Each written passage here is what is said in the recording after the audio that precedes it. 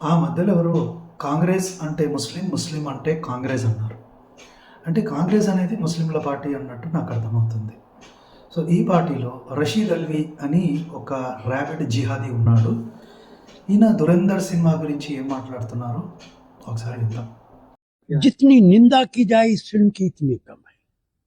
क्या ये फिल्म साबित करना चाहती है कि सड़क पे खड़े हुए लोगों को गोली से मार दिया जाए? సో, సినిమా గురించి మాట్లాడుతూ సడక్ మీద నిలబడ్డ మనుషుల్ని షూట్ చేయాలి అని చెప్తుందా సినిమా అనంటే, నిజ జీవితంలో జరిగిందిరా ఎదవా. పహల్గామ్‌లో మతం అడిగి చంపారు.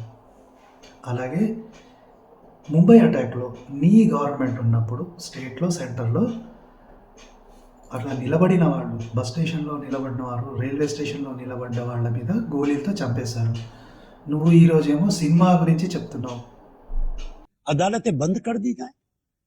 नोटबंदी पर सैकड़ों लोग मारे गए, उसे जस्टिफाई कर रही है। నోట్‌బందీ గురించి మాట్లాడుతున్నాడు. మంచిగానే ఉంది. మరి పాకిస్తాన్ ఫేక్ కరెన్సీ చేసినప్పుడు మీ గవర్నమెంట్ ఏం చేసింది? ఏమన్నా చేసిందా? పాకిస్తాన్ నుంచి ఫేక్ కరెన్సీలు వచ్చాయి కదా! అప్పుడేమన్నా చేసిందా? అంటే ఇక్కడ కొందరు జనాలు లైన్‌లో నిలబడి చచ్చిపోతే అది పెద్ద ఇష్యూ అయింది. కానీ పాకిస్తాన్ నుంచి వచ్చిన ఫేక్ కరెన్సీ వల్ల 8,000 మంది చచ్చిపోయారు.